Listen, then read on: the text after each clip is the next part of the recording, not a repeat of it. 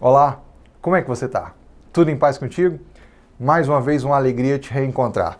Eu sou o Fernando Barcelos, nós estamos juntos nessa caminhada em estudos a respeito de linguagem e apresentação jurídica.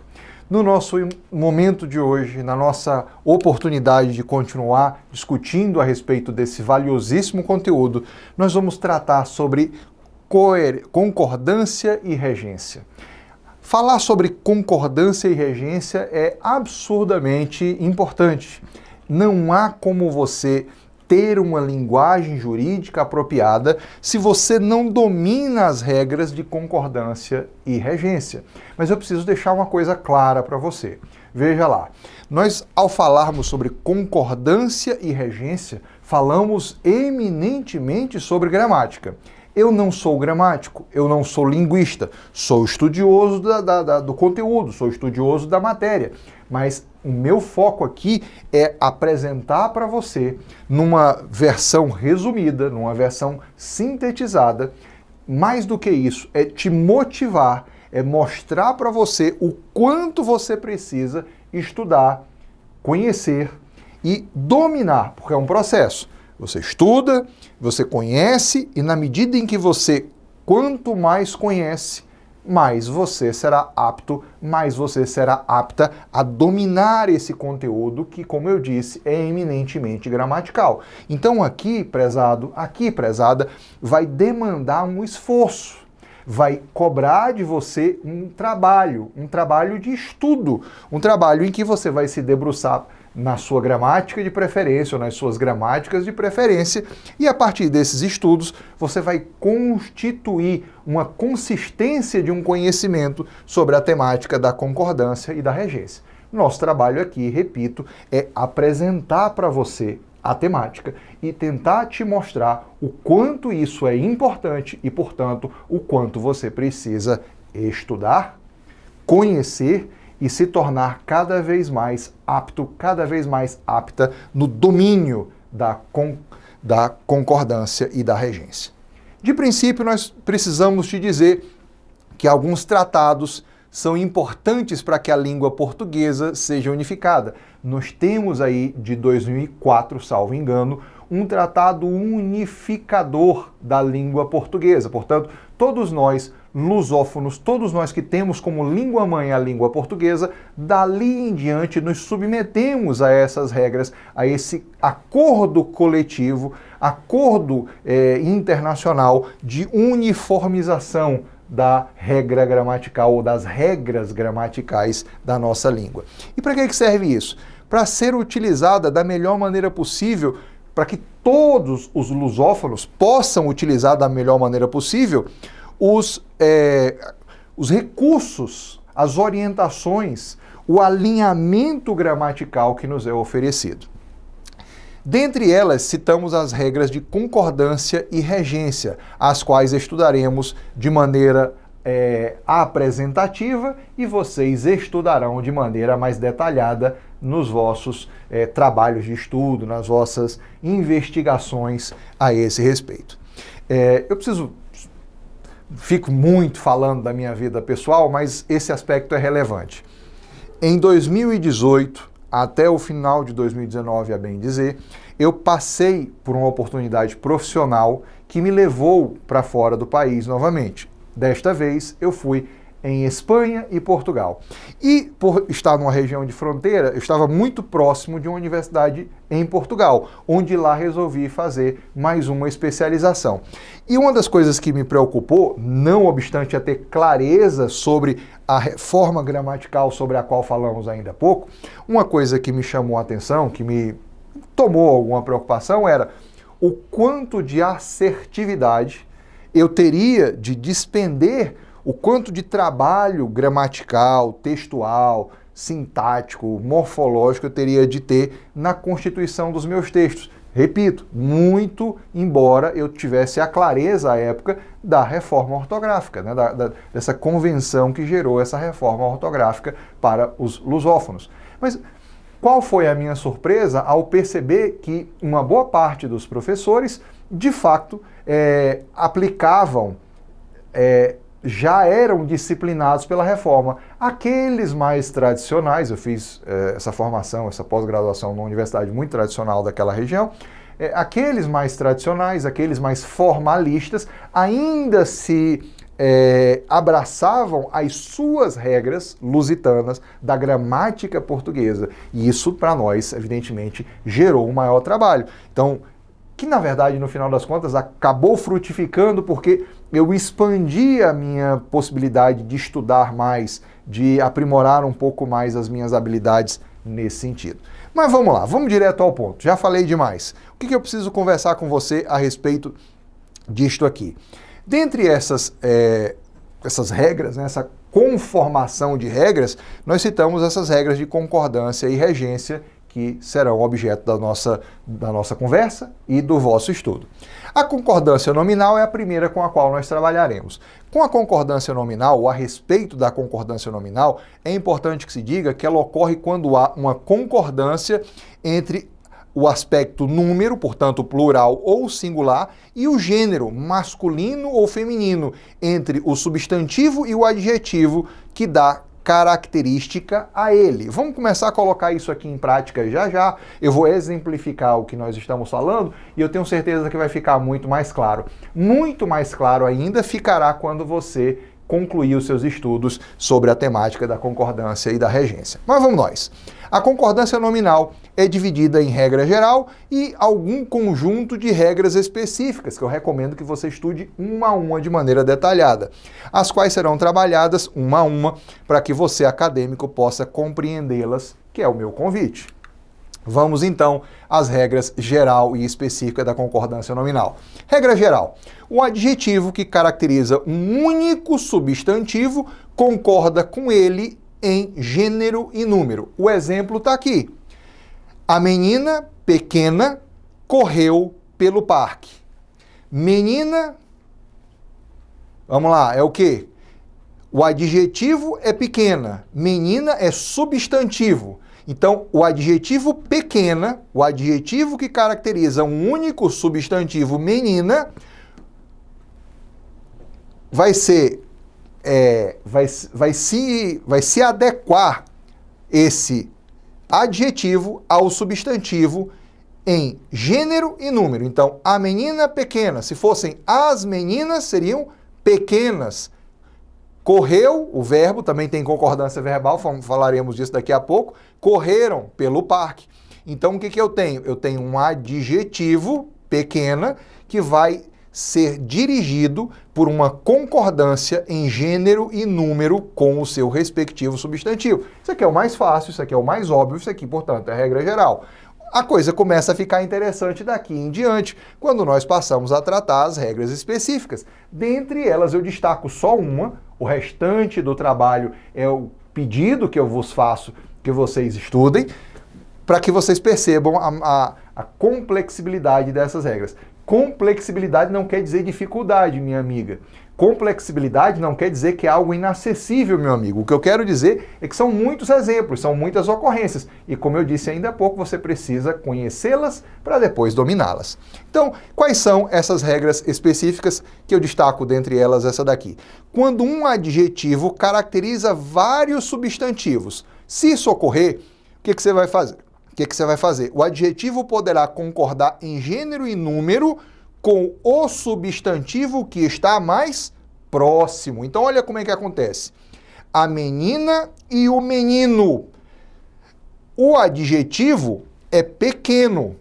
Então, esse adjetivo pequeno vai concordar com o substantivo que está mais próximo. Então, a menina e o menino pequeno correram, concordância verbal, pelo parque.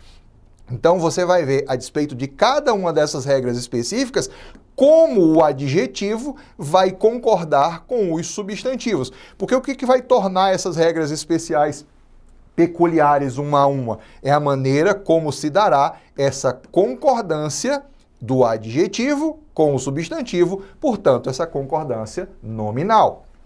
Vamos avançar. A concordância verbal, por sua vez, como nós havíamos dito ainda há pouco, assim como a nominal, possuem algumas especificidades. Qual é a regra geral da concordância verbal? A regra geral é: o verbo deve concordar com os seus sujeitos em pessoa e número. Olha o exemplo aqui da regra geral da concordância verbal. Mariana vive feliz. Mariana, substantivo, viver é verbo, adjetivando o verbo feliz. Então, Mariana vive feliz. Agora, se eu vou para as regras especiais da concordância verbal, olha o exemplo que eu destaco aqui para você. Concordância verbal com um sujeito composto. Então, eu começo a dar uma complexibilidade a isso aqui. Quando o sujeito composto é anteposto. O que esse prefixo aqui, ante, significa? Antes de, colocado, posto antes de alguma coisa. Então, o sujeito composto está colocado antes do verbo, está anteposto ao verbo. Portanto, quando o sujeito composto aparece antes do verbo, ele vai para o plural. Os homens e as mulheres estavam. Por quê? Sujeito composto. Eu tenho dois substantivos aqui.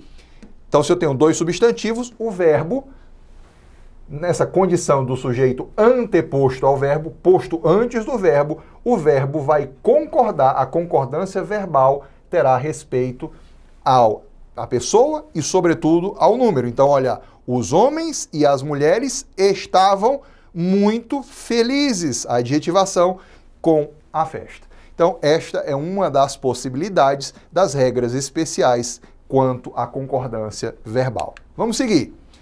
Por sua vez, a regência nominal indica a relação que um nome, portanto, um termo regente, estabelece com o seu complemento, o termo regido. Veja você aqui, através do uso de uma preposição. Então, o que é marcante nas regências, sobretudo na regência nominal? É a presença da preposição. Então, vamos ver aqui. Quando eu tenho uma regência nominal em que a condição é de substantivos. Atento, substantivo, preposição a, atento não, né? De novo, substantivo, atentado a, atentado contra. Outro substantivo, capacidade, capacidade de, capacidade para. Por exemplo, você vai falar sobre a capacidade civil de alguém, sujeito de direito com capacidade civil para. Então, é uma preposição que vai indicar a condição do substantivo para a qual faz, ou com a qual faz a regência nominal. Um outro exemplo de substantivo, no dia que eu li aquilo errado, hein? Então, outro exemplo de substantivo. Obediência, obediência a. Outro, proeminência, proeminência sobre algo. Qual é a ideia desse substantivo aqui? É algo que se destaca, é algo que é proeminente, é algo que está por cima. Então, se está por cima, a concordância, a regência nominal, perdoe-me, é sobre. Agora, se eu trato com relação à regência nominal, um adjetivo, alheio a, ou alheio de, apto a, ou apto para, aptidão, capacidade, equivalente a, favorável a, sempre o uso da preposição, garantindo a regência nominal. Passível de, hábil em, contíguo a, relativo a, cito, você está falando aqui de residência ou domicílio, cito em, suspeito de. Ao fim, se eu tenho, para fazer essa regência nominal, um advérbio. Eu tenho, por exemplo, aqui um advérbio de lugar. Então, aqui seria longe, né? Está escrito errado. Faltou zelo meu. Longe de, perto de. Ok? Ao passo, quando chegamos ao estudo da regência verbal, nós temos a indicação com relação a um verbo, portanto, um termo regente é o verbo, que estabelece com o seu complemento, o termo regido, através do uso de uma preposição. Veja lá, nós falamos isso ainda há pouco. Tanto na regência nominal, tanto quanto na regência verbal, é fundamental o papel da preposição. A exemplo, A regência verbal ocorre quando se faz relação entre os verbos e os termos que seguem a ele e complementam o sentido desse verbo. Se não, vejamos, os verbos são os termos regentes e os objetos direto ou indireto e adjuntos adverbiais são os termos regidos. Eu mostrarei isso aqui para vocês. Exemplificaremos da seguinte maneira. Vamos pegar aqui o verbo proceder. Vamos fazer a regência verbal do verbo proceder. Quando eu me refiro ao verbo proceder com o sentido de fundamento, portanto, eu tenho um verbo intransitivo. Olha lá, a condição de um verbo direto ou indireto, ou a condição dos adjuntos adverbiais, vão dizer como será a aplicação ou como será a regência verbal para essa preposição. Vou aqui ao exemplo. De novo, o verbo proceder. Qual é o sentido de proceder que eu emprego a esta sentença? Proceder como fundamento. Se eu estou entendendo que proceder aqui é uma referência a fundamento, eu tenho um verbo intransitivo, um verbo que não vai transitar naquela sentença. Essa sua explicação não tem fundamento, então não procede. Preciso de preposição. Com o sentido de origem, exige a preposição. Então, se eu tenho, repito, um verbo intransitivo, eu não preciso da preposição para a regência verbal. Ao passo que se eu tenho, como é o caso de proceder em relação à origem, nesta situação sim, nesta sentença sim, a preposição se faz necessária. Vejam aqui como é que fica. Em essa sua fama procede preposição de situações passadas. Portanto, são situações passadas que vão mostrar a necessidade de proceder enquanto origem e vão me demandar, vão me exigir o uso dessa preposição aqui de. Essa sua fama procede. Se é transitivo, procede de algo ou de alguém. Essa sua fama procede de algo, situações passadas. Assim nós temos um exemplo de regência verbal. Prezados, no nosso próximo encontro, nós conversaremos a respeito de coesão e coerência. Mais uma vez, peço encarecidamente, eu vou até voltar aqui, que você, na sua apostila, no seu material, estude com carinho, estude com atenção esse tópico de concordância e regência, porque, repito, isso é fundamental que você conheça, aplique e no exercício dessa aplicação você venha a dominar esses elementos gramaticais tão importantes para a tua constituição de um texto jurídico efetivo e que comunique com clareza e assertividade. Muito obrigado, encontro você na nossa próxima aula. Até lá!